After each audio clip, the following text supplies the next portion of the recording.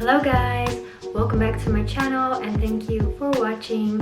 If you haven't subscribed already, please do so, and don't forget to put your bell notification on so you will be notified each time I upload a new video.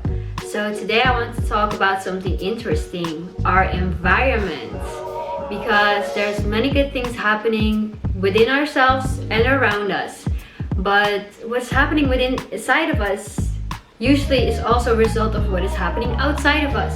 So if you can control your environment, you can control the way you feel. And that's what I want to talk about today. So let's get into the video. So what does environment have to do with the law of attraction, or with feeling good, or with getting good energy? Well, as we all know, we get triggered by our environments on a daily basis. I mean, we all go to work every day and we come across nice people, we come across friendly people, very rare.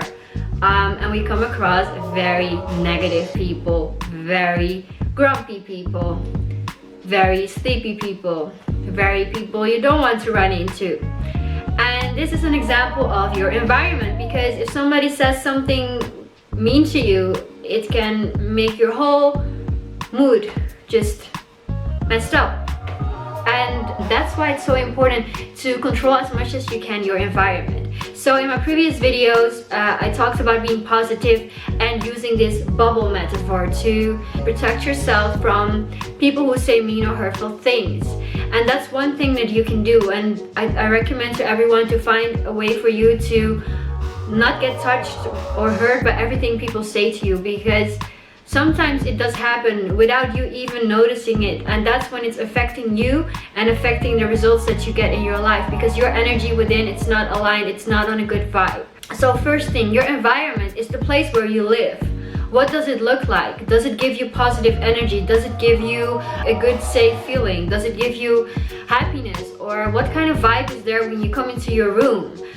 This is something where it all starts. You have to feel happy where you are, and the place where you live, maybe you pray or you do some of these things, this should be a place that gives you a good vibe, a place where you feel comfortable because it's yours.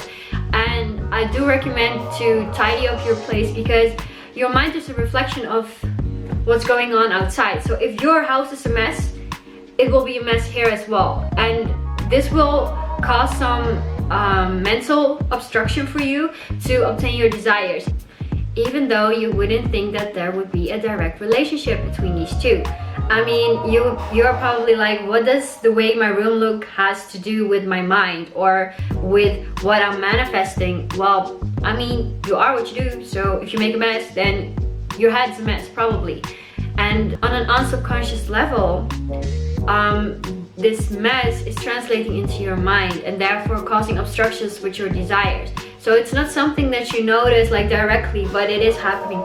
So keep yourself organized, have a good place to sleep, have good energy, good aura, make sure that you feel comfortable and at ease in your place. And I mean, if you live with your parents, try to make it as comfortable as you can.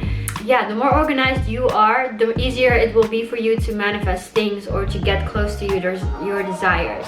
So that's something I definitely recommend. Second thing, friends. Let's talk about friends. So we all have different friends. I mean, nowadays people's circle are getting smaller and smaller, and I see more people posting quotes or memes about how their circle has changed over the years or recently, or how they are thinking about changing their circle.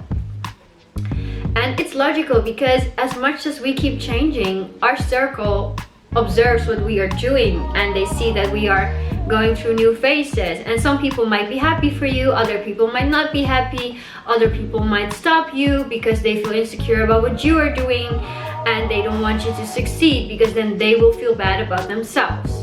And that's something within them. So you have to look at your circle and recognize if there are people talking down on you, not supporting your plans, not supporting your vision, not supporting your goal, not rooting for you or be happy when you achieve something. Like, look at the reaction of people when you tell them good news.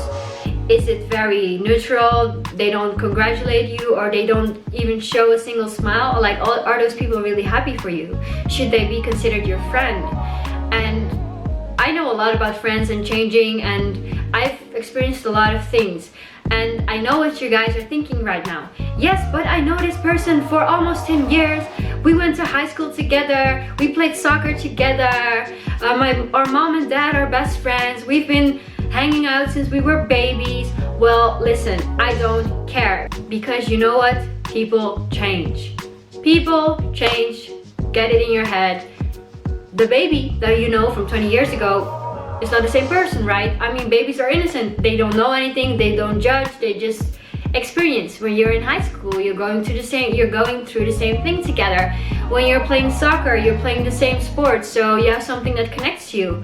But once you start doing things differently than your friends or whatever it is, even if you're doing the same thing, that could still mean that you guys are growing apart and that someone is not supporting you. So don't be oblivious for the sign and just pretend that nothing's happening when people are stopping with supporting you, or when people stop to support you and not care about your success or anything. You need people that encourage you. Like, I applaud the people that have taken the time to send me a little message, or even a voice message to tell me like, hi, I watched your video and I liked it. I thought it was very interesting, and I know these things already, but I actually forget about it because we're so like caught up in our lives, and we don't worry about these things so much anymore because it's not a priority. And it's good to be reminded of that. And I mean, that makes me happy. Those are the type of friends that make me feel good. Those are the type of friends that encourage me to continue. I mean, even old colleagues are sending me messages about my channel or what I'm doing. You need to have people that empower you, inspire you, and encourage you, and are happy for you. And if you don't have those people, I'm sorry, but you gotta cut off that circle, because you can keep hanging on to the same friends, but guess what? You're trying to move forward. So if you're trying to move forward, how is it going to happen if you have friends that can change their perception or are not supportive of you? What if you have bigger plans? How much of support will they give you in those type of situations? If you start using the law of attraction and you start attracting beautiful things into your life, how will they react then? Because as much as there are negative people in the world, there are positive people. Instead of having a friend that says, how are you going to do it? Do you have the money? But you will never make it. Only a couple people will be able to do that type of stuff. I mean, if you could trade a person that says those things for someone who says, I think you should do it. I think you have great chance to accomplish your goals. I think you will be amazing at what you do. I think if you put your mind into it and you will chase your goals and believe in yourself, that you can achieve anything you want. I mean, which type of friend do you want? Is that even a difficult question?